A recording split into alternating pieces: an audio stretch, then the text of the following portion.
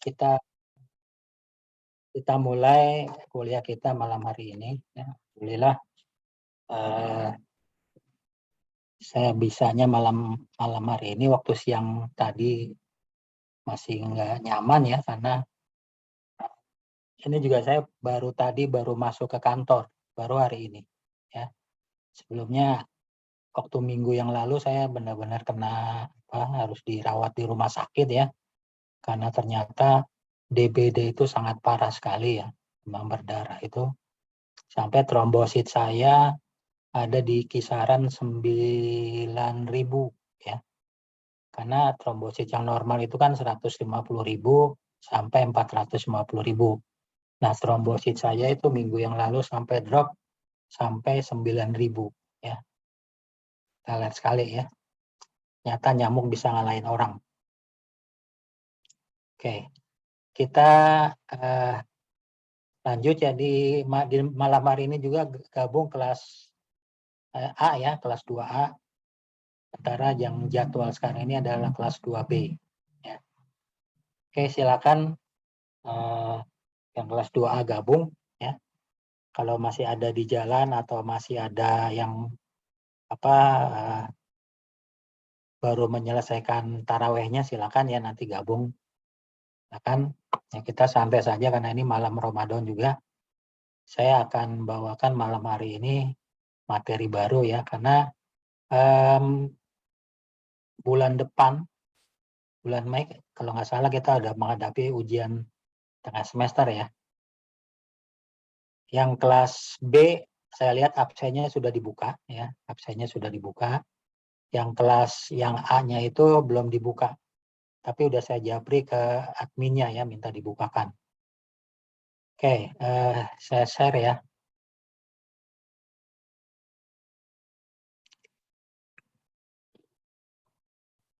Apakah sudah terlihat? Sudah, Pak. Sudah ya.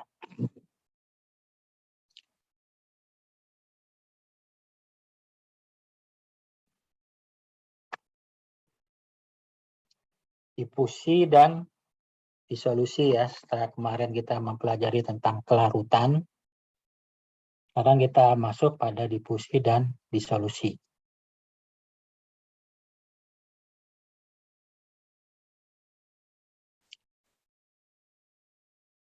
Ya, kita lihat pendahuluan dulu ya, apa itu yang dimaksud dengan difusi. Pada dasarnya, obat yang dikonsumsi untuk dapat berefek pada tempat kerjanya, maka obat harus mengalami proses difusi melalui jaringan manusia atau sering disebut proses disolusi ya, atau proses disolusi dalam cairan tubuh manusia. Nah, uji disolusi dan difusi in vitro ya dapat dijadikan kontrol pengembangan formulasi obat dan kualitas. Hal ini tidak hanya dapat digunakan sebagai alat utama untuk memantau konsistensi dan stabilitas produk obat, tetapi juga sebagai teknik yang relatif cepat dan murah untuk memprediksi penyerapan in vivo suatu sediaan obat. Uji disolusi akan memberikan gambaran perubahan jumlah zat aktif yang terlarut di dalam medium. Uji difusi dapat juga digunakan ya untuk memperoleh parameter kinetik transport obat melalui membran usus, serta mempelajari pengaruh komponen penyusun sediaan terhadap profil transport obat. Baik, secara simpelnya begini, kalau di suatu industri farmasi ingin membuat suatu produk obat ya, secara singkatnya obat itu jadilah ya, misalnya mulai dari excipient-nya, kemudian cara pencetakan tabletnya dan seluruhnya ya, sampai uji tabletnya juga dijalankan. Nah, obat itu akan bisa diedarkan di pasaran apabila obat tersebut sudah mengalami yang namanya uji in vitro ya, uji in vitro dan uji in vivo. Ya. Nah, uji in vitro atau juga sering disebut uji disolusi ya. Ini adalah uji yang dilakukan menggunakan alat-alat laboratorium. Itu in vitro. Misalnya tablet ya, untuk mengetahui kadar obat yang terlarutnya dipakai uji disolusi memakai dissolution tester ya. Karena tablet tersebut kalau diminum oleh manusia, maka tablet tersebut akan masuk ke dalam mekanisme atme manusia ya, absorpsi, distribusi, metabolisme dan ekskresi. Nah, ketika tablet tersebut masuk ke dalam lambung, tablet tersebut akan pecah terdegradasi. Nah, pecahnya itulah yang kita selidiki sampai sejauh mana difusi tadi mempengaruhi kadar obat. Ya, setelah dinyatakan memakai alat yang namanya difusi in vitro. Ya, kalau itu sudah lolos, maka dilanjutkan ke in vivo ya. In vivo itu memakai hewan coba dulu ya, hewan coba. Baik itu mencit, kelinci percobaan, tikus dan sebagainya. Ya. Kalau itu juga sudah selesai ya, mungkin ada lagi coba lagi ya secara klinis bagaimana ya pengaruh terhadap cairan pengaruh terhadap manusia ya.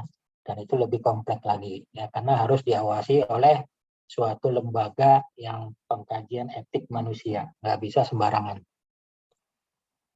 Oke, kita sekarang mempelajari yang dasarnya saja dulu, yaitu in vitro, cara disolusi.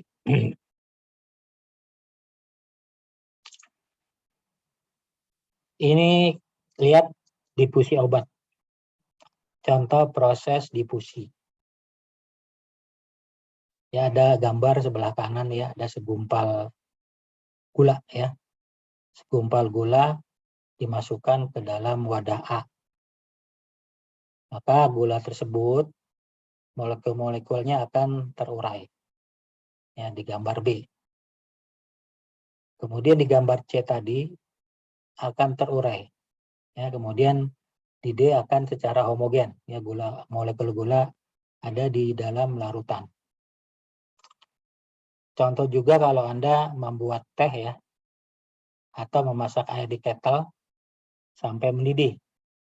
Proses pemberian gula pada cairan teh tawar hingga lambat laut cairan menjadi manis dan uap air yang merupakan contoh proses difusi. Kita berdifusi ke dalam air dan uap air difusi dalam udara. Nah, proses difusi ini adalah difusi molekuler. Contoh lain, misalnya pemakaian krim ya, lotion ya, itu anak cewek terutama nih pakai krim. Nah, dalam proses pengolesan krim, permukaan kulit sampai zat aktif memasuki lapisan kulit. Ini terjadi proses difusi. Ya. Terjadi proses difusi. Jadi difusi didefinisikan sebagai suatu proses perpindahan massa molekul suatu zat yang dibawa oleh gerakan molekuler secara acak dan berhubungan dengan adanya perbedaan konsentrasi aliran molekul ya melalui batas ya, melalui batas, misalnya melalui suatu selaput membran polimer.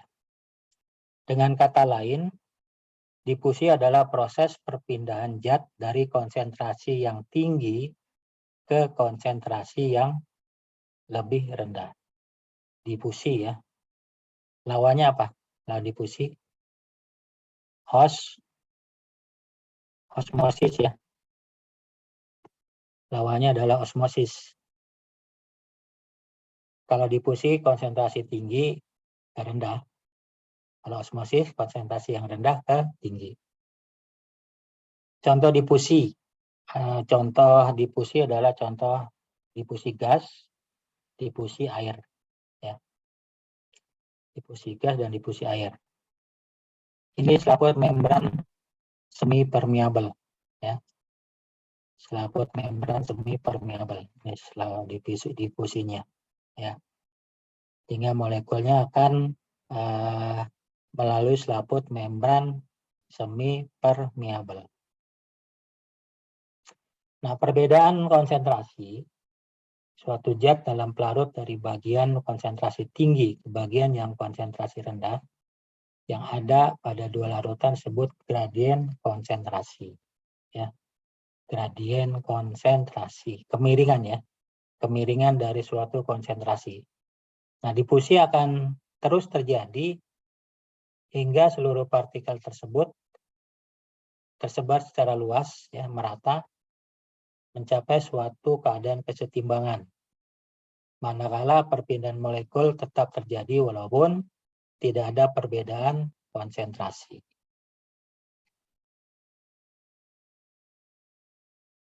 Oke, nah sekarang kita perhatikan jenis-jenis difusi.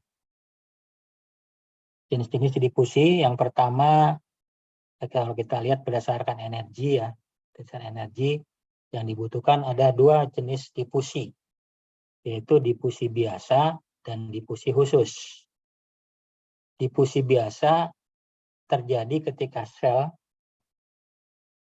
ingin mengambil nutrisi atau molekul yang hidrofobik, ya, artinya yang suka air, ya, dan yang tidak suka air, hidrofobik, fobia, tidak suka air, dan atau tidak berpolar atau berkutub. Molekul dapat langsung berdifusi ke dalam membran plasma yang terbuat dari fosfolipid. Difusi seperti ini tidak memerlukan energi, atau sering disebut ATP, ya, adenosin trifosfat. Difusi khusus terjadi ketika sel ingin mengambil nutrisi atau molekul yang hidrofilik atau berpolar dan ion, ya. Kita kemarin telah mempelajari tentang larutan, ya, tentu mengerti apa yang dimaksud dengan hidrofilik atau polarisasi dan ion. Difusi seperti ini memerlukan protein khusus yang memberikan jalur kepada partikel-partikel tersebut ataupun membantu dalam perpindahan partikel. Hal ini dilakukan karena partikel-partikel tersebut tidak dapat melewati membran plasma dengan mudah. Protein-protein yang larut campur dalam difusi khusus, ya, biasanya berfungsi untuk spesifikasi partikel. Jadi ada difusi biasa, ada difusi khusus. Nah, berdasarkan membran ada lagi dibagi tiga, ya. Difusi molekul, ya, difusi molekuler atau permeas. Ini. Difusi molekuler adalah difusi yang melalui media yang tidak berpori. Ketika difusi ini bergantung pada disolusi dari molekul yang menembus dalam keseluruhan membran. Contoh, misalnya transport teopilin, ya. Transport teopilin obat sesak napas nih biasanya, karena teopilin serbuk atau zat aktifnya melalui suatu transport yang melalui suatu membran polimer, ya. Melalui membran polimer meliputi disolusi obat tersebut ke dalam membran. Ini difusi melalui homogenitas filmnya, ya, di sini. Jadi transport teopilin melalui difusi seperti ini, ya, melalui transport homogenitas.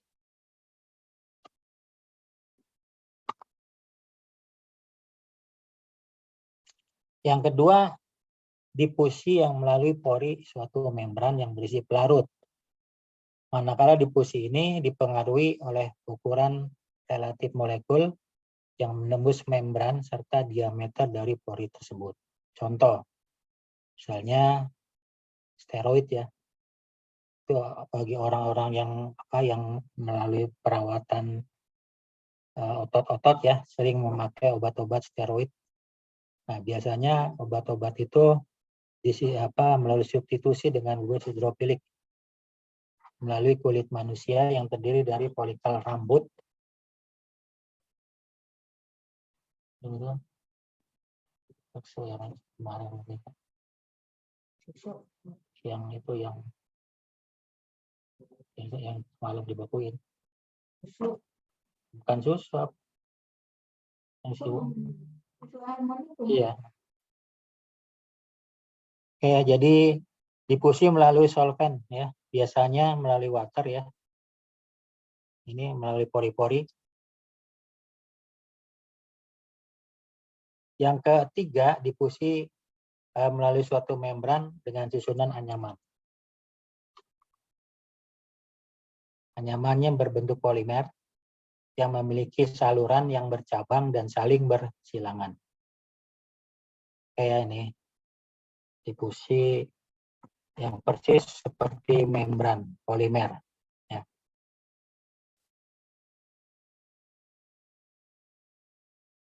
Oke. Nah, sekarang faktor-faktor apa aja sih yang mempengaruhi difusi? Satu, pasti ukuran partikel ya. Ukuran partikel. Ini sebenarnya sih untuk mengingatnya atau itunya apa? Kalau misalnya dalam bentuk soal-soal pilihan ganda lebih mudah mengingatnya. Ukuran partikel misalnya nih ya. Ukuran partikel, semakin kecil ukuran partikel, semakin cepat partikel itu bergerak sehingga kecepatan difusi semakin tinggi. Jelas ya? Semakin kecil ukuran partikel, semakin cepat partikel bergerak. Maka kecepatan difusi semakin tinggi. Tebalan. Semakin tebal membran, semakin lambat kecepatan difusi. Luas area. Semakin luas area ya, maka semakin besar kecepatan difusinya. Contoh nih, misalnya biasanya di Jawa itu orang bikin teh manis pakai gula batu ya.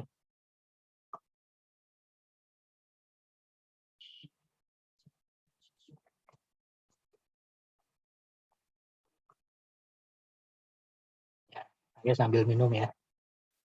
Maka harus banyak minum. Jadi jadi kalau di Jawa itu ada namanya gula batu. Itu kalau dia diperluas atau diperkecil ukuran partikelnya, maka semakin luas areanya ya.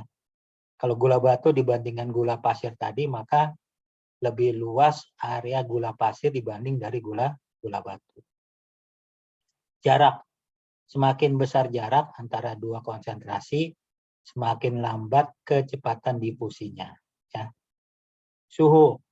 Semakin tinggi suhu, partikel akan mendapatkan energi yang bergerak dengan lebih cepat. Jadi makin tinggi suhu, kecepatannya juga makin cepat. Ya. Konsentrasi obat.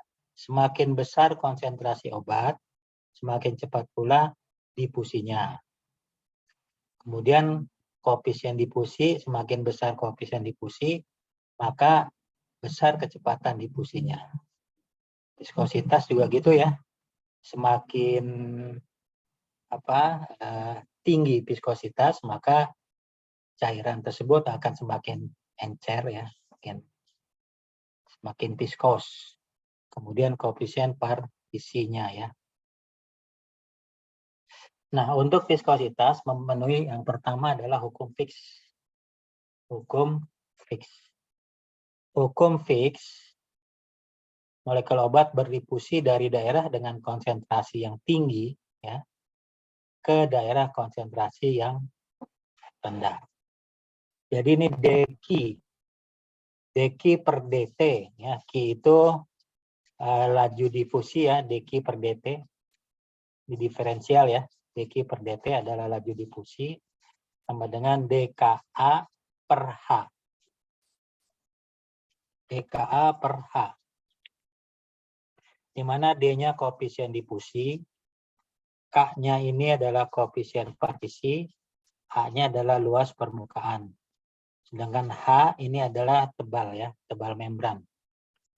CS minus C itu adalah perbedaan antara konsentrasi obat ya dalam pembawa dan medium.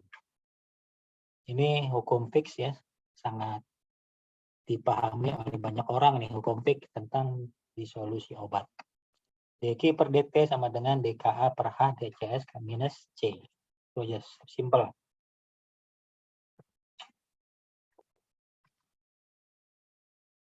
Sampai sini ada yang mau ditanyakan?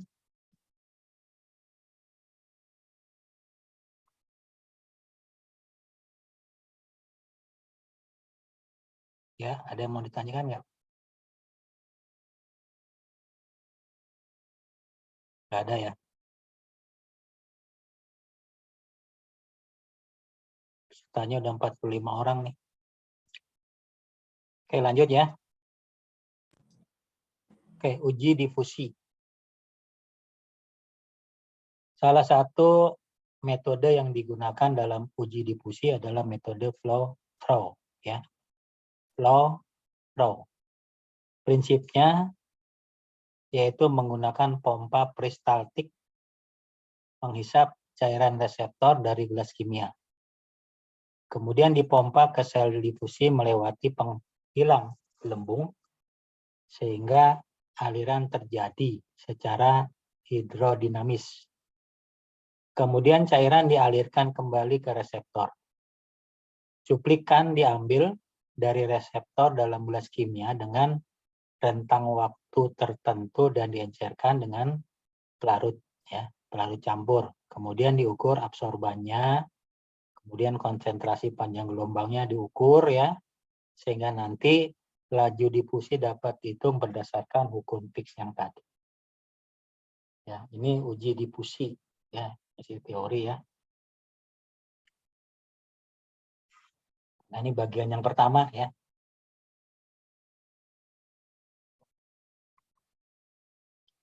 Di kuliah kita bagian pertama difusi adalah proses perpindahan zat dari konsentrasi yang tinggi ke konsentrasi yang lebih rendah.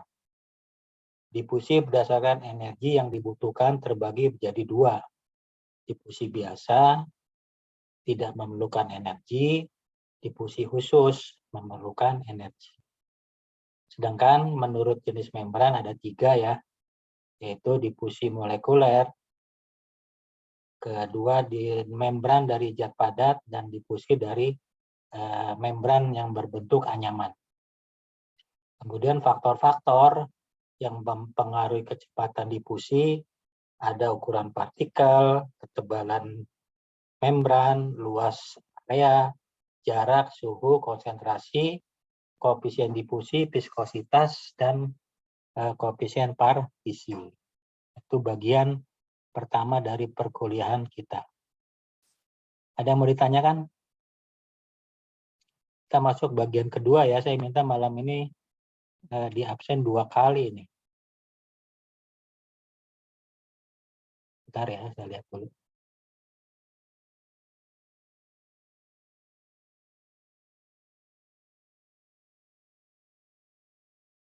Kita lihat absennya.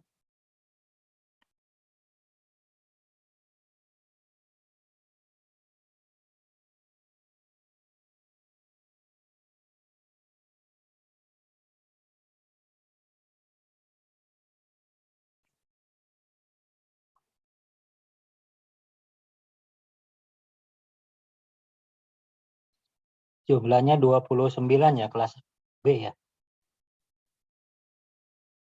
Hadir semua nggak 29? Satu keluar Pak, Ade Sukma. Apa? Saya nggak ini ya, nggak absen semua. Ada Sukma Darmawan ya? Iya, totalnya jadi 28. Oke. Ini 28 saya anggap masuk semua deh. Bulan puasa, bulan penuh pahala.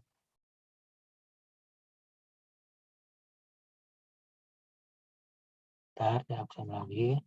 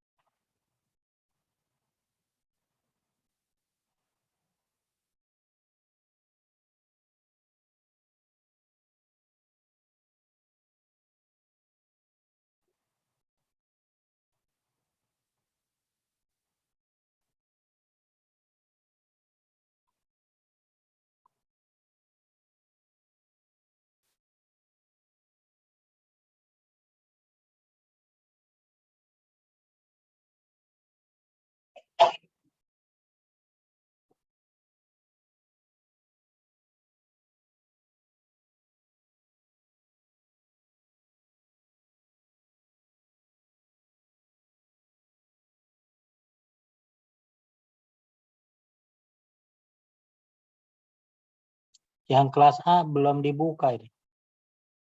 21 orang.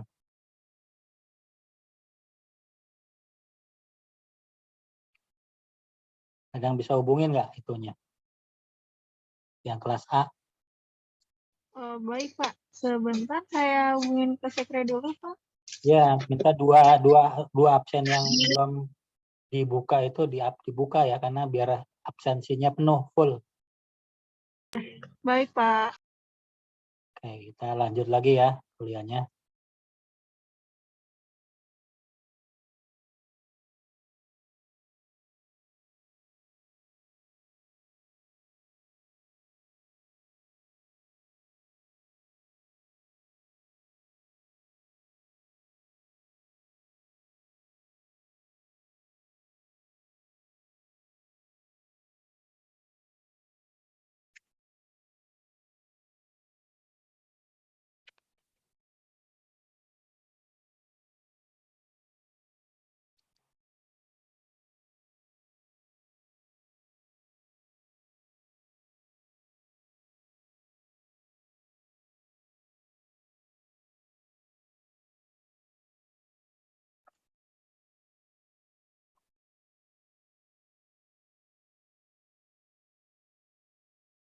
Oke, lanjut ke bagian 2 ya.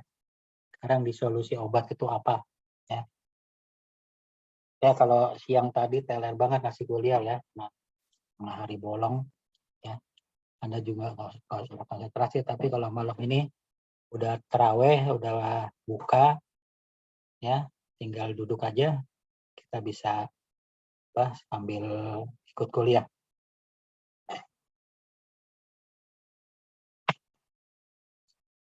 Anda pasti pernah melihat tablet dilarutkan dalam segelas air ya.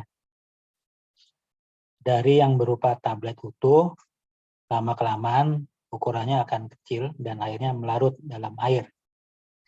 Kalau menurut Anda, proses apa yang terjadi pada tablet tersebut? Ini gambar apa nih kalau Anda perhatikan? Kayak ini ya, kayak tablet effervescent ya. Benar Iya, nggak? Pak. Kayak tablet effervescent. Oke. Akan terjadi degradasi ya. Kalau tablet biasa mungkin nggak kelihatan ya. Tapi kalau granul kelihatan ya. Ini terjadi tablet yang pecah.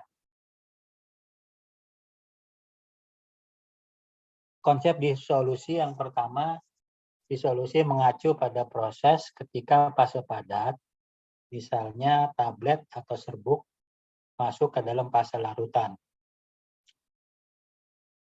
Ya, airnya masuk. Intinya yang kedua, ketika obat melarut, partikel-partikel padat memisah dan molekul demi molekul bercampur dengan cairan dan tampak menjadi bagian dari cairan tersebut. Yang ketiga, konsepnya adalah disolusi adalah proses pelepasan senyawa obat dari sediaan dan melarut dalam media pelarut. Contohnya disolusi pada tablet, kapsul, dan serbuk.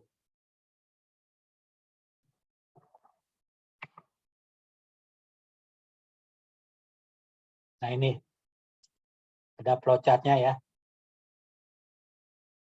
Tablet, ini tablet ya, atau kapsul. Nah, tablet atau kapsul ini akan terdisintegrasi, pecah. Akan terdisintegrasi menjadi granul atau agregat. Kemudian nanti granul agregat tadi deagregasinya lagi ya. Ini. Jadi partikel-partikel halus. Inilah yang kita sebut konsep disolusi. Nah, disolusi tadi adalah obat dalam larutan, in vivo maupun in vitro ya. Kalau in vivo tadi pada hewan coba, kalau in vitro pada alat. Kemudian obat dalam darah, cairan tubuh lainnya, dan dalam jaringan. Ya. Nah ini semua merupakan obat dalam darah nantinya ya. Diambil sedikit cairannya sehingga bisa diperiksa dalam suatu sel-sel cairan tubuh atau jaringan. Baik itu dalam bentuk in vivo maupun dalam bentuk in vitro. Ya. Kalau di solusi ini kita memakai proses in vitro. Kecepatan disolusi tadi sudah saya jelaskan. Ini juga berdasarkan hukum Fick ya. Hukum Fick. Kemudian juga laju disolusi dirumuskan dengan Noyes dan Whitney. Noyes dan Whitney tahun 97. Intinya sama ya, sama hukum Fick tadi. Laju disolusi obat secara in vitro dipengaruhi oleh beberapa faktor. Yang pertama ya, faktor sifat fisika kimia obat. Sifat fisika kimia obat. Nah, sifat fisika kimia obat berpengaruh besar terhadap kinetika disolusi. Contoh yang pertama adalah sifat dari kelarutannya ya. Kalau dari sifat kelarutan macam-macam nih. Ada polimorfisme, ada keadaan amop, ada asam bebas, basa, bebas, atau dalam bentuk garam, kemudian pembentukan kompleknya. Ya. Nih, kalau dari sifat fisika kimia. Kalau dari ukuran partikel, makin kecil ukuran partikel, maka zat aktif tersebut akan larut. Ya, tadi udah saya jelaskan ya. Suhu juga gitu, semakin tinggi suhu, maka memperbesar kelarutan zat yang bersifat endotermik. Viskositas, turunnya viskositas suatu pelarut juga akan memperbesar kelarutan suatu zat. pH juga gitu ya. pH sangat mempengaruhi kelarutan zat yang bersifat asam maupun basa lemah. Zat yang bersifat basa lemah atau lebih mudah larut jika berada pada suasana asam, sedangkan asam lemah akan lebih mudah larut jika berada pada suasana basa. Kemudian luas permukaan efektif, ya, ini dipengaruhi ukuran partikel dan variabel pembuatannya. Kemudian juga yang mempengaruhi dari faktor disolusi tadi adalah faktor formulasi, faktor pembuatan tablet tersebut. Faktor formulasi dan proses pembuatan sangat mempengaruhi laju disolusi.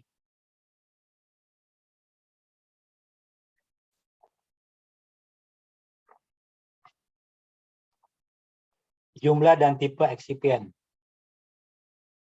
Seperti garam netral ya. Biasanya itu jumlah dan tipe eksipien juga sangat-sangat mempengaruhi. Berbagai macam bahan tambahan yang digunakan pada sediaan obat dapat mempengaruhi kinetika pelarutan obat dengan mempengaruhi tegangan muka antara medium tempat obat melarut dengan bahan obat. Misalnya penggunaan bahan tambahan yang bersifat hidrofobik ya, seperti magnesium stearat, itu tidak suka air ya, itu hidrofobik, fobia terhadap air, itu dapat menaikkan tegangan antarmuka obat dengan media disolusi. Beberapa tambahan lain dapat juga membentuk kompleks dengan bahan obat, misalnya kalsium karbonat, kalsium sulfat, ya, yang waktu larutan juga sudah saya jelaskan. Kemudian tipe pembuatan tablet yang digunakan, tipe pembuatan tablet.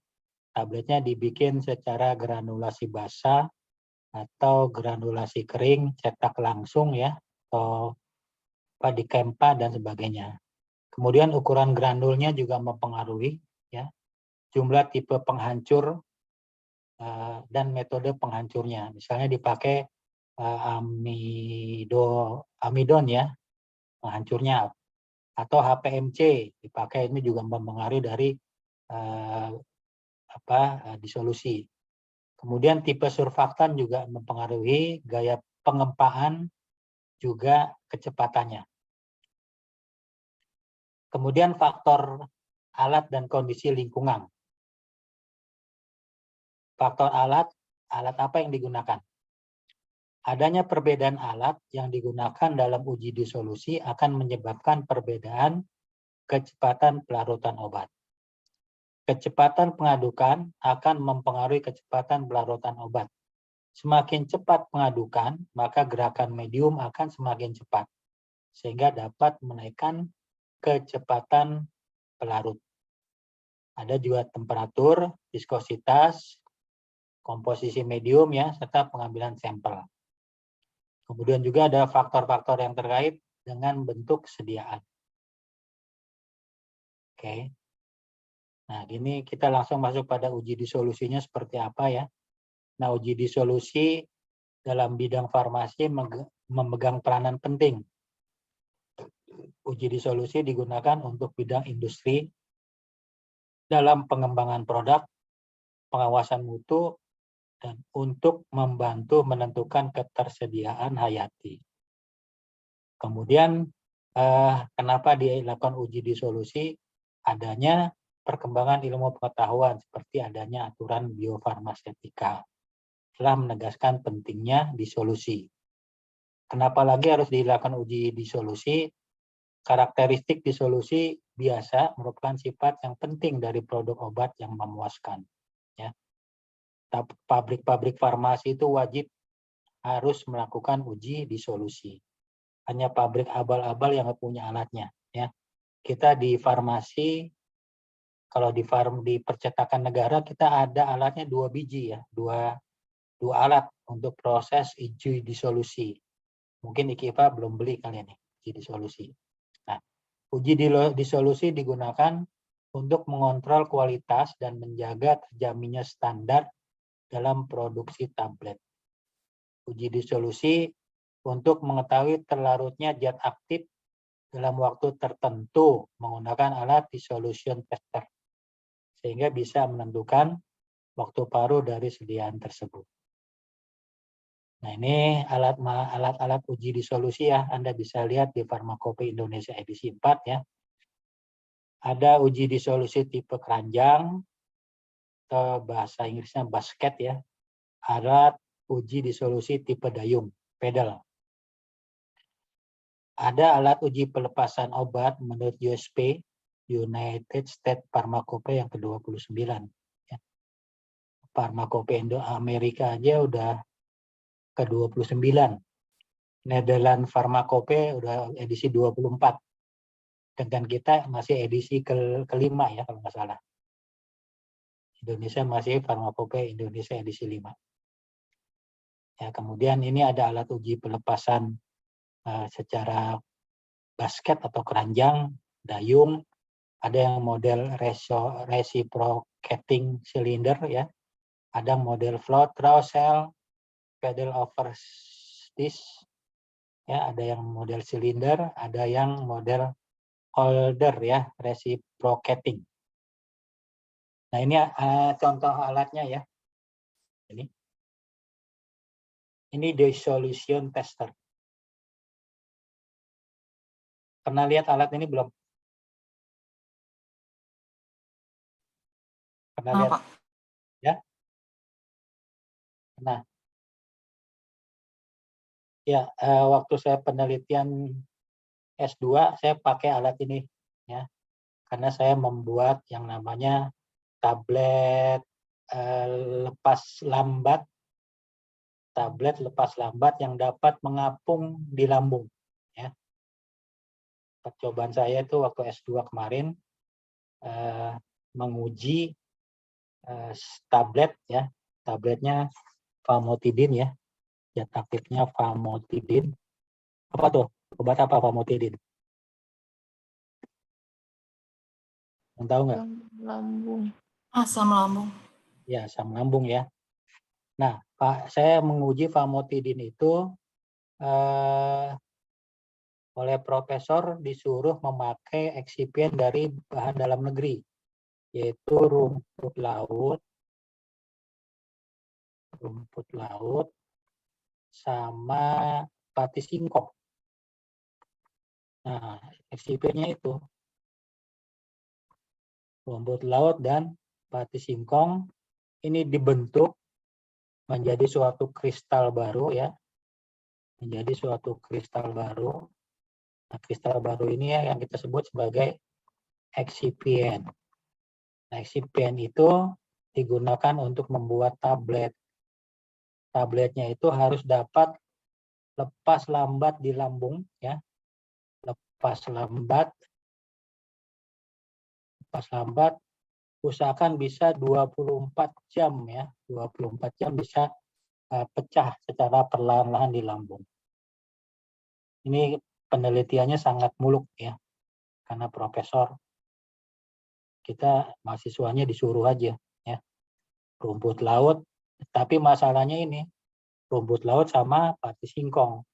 Ini adalah eksipien dari dalam negeri ya yang memang belum teruji untuk membuat tablet lepas lambat. Dan ini harus dijadikan suatu kristal dulu ya.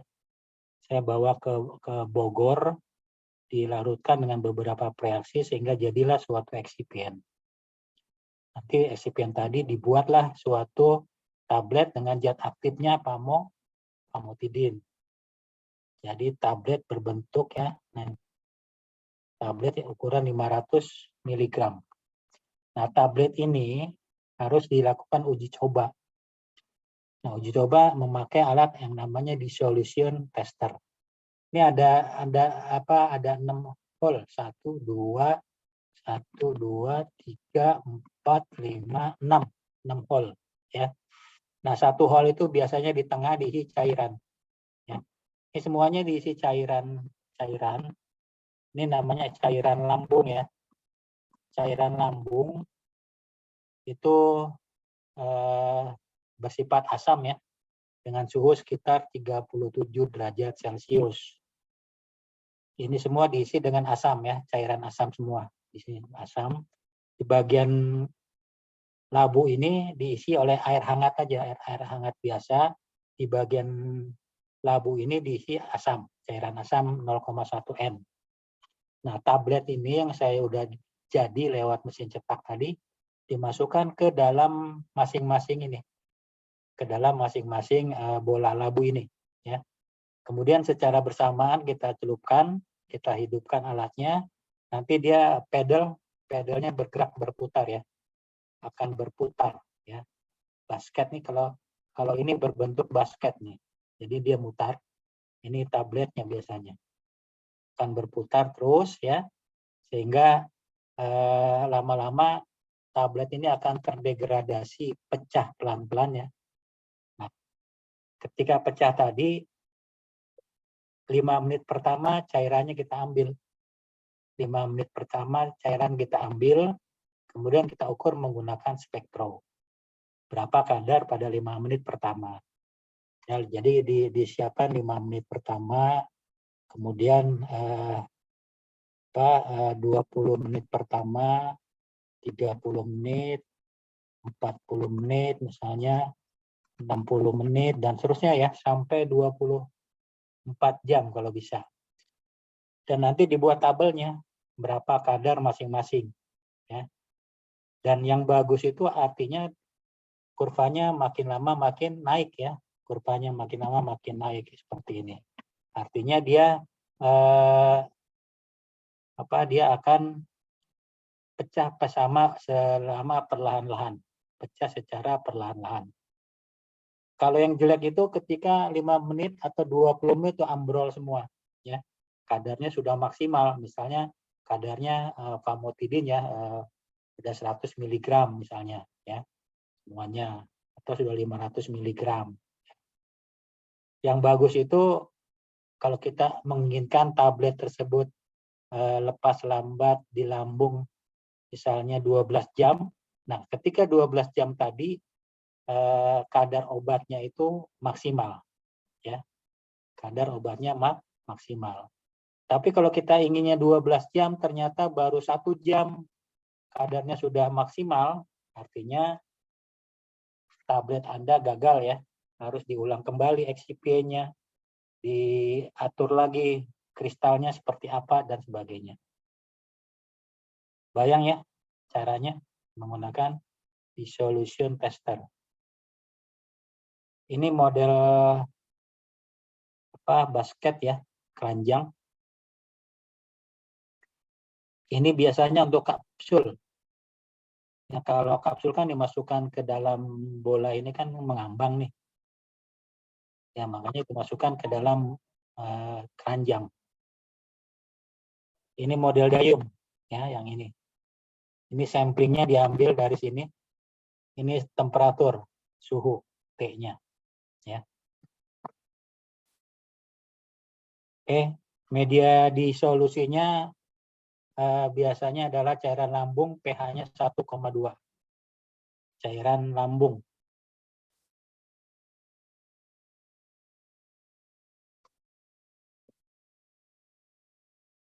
Ini cara pembuatan cairan lambung ya. Cairan lambung lihat di farmakope ya. Medianya cairan lambung. Kalau menurut USP farmakope ini pH-nya 1,2. Zatnya apa aja yang ditimbang? Yaitu natrium klorida, garam ya, HCl konsentrasi, sel pekat, sama air deionisasi. Kalau dia untuk cairan intestinal, untuk usus ya, pH-nya 6,8. Biasanya yang ditimbang itu kalium hidrogen fosfat dan natrium hidroksida bersifat basa. Untuk biasanya ditambah juga pepsin 3,2 gram sama pankreas tambah asam. Oke. Metodologi disolusi ini Anda bisa baca ya. Tinggal Oke. Oke, ada yang mau ditanyakan?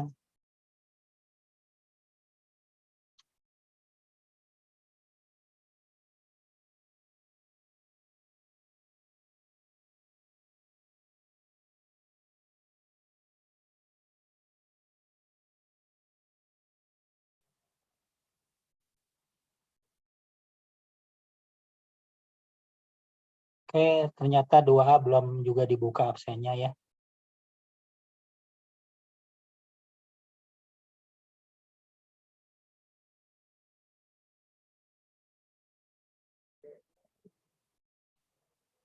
Mas Guritno sudah dibuka, sebentar saya buka dulu.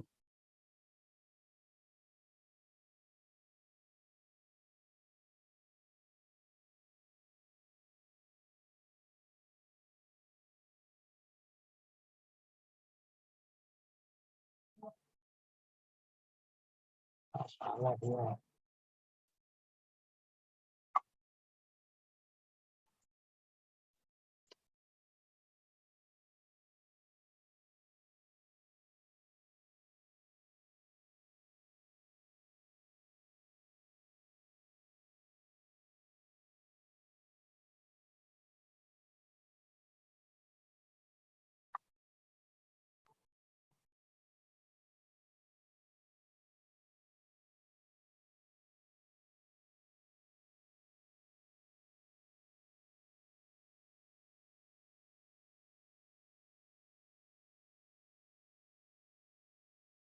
Oke, ada yang mau ditanyakan nggak?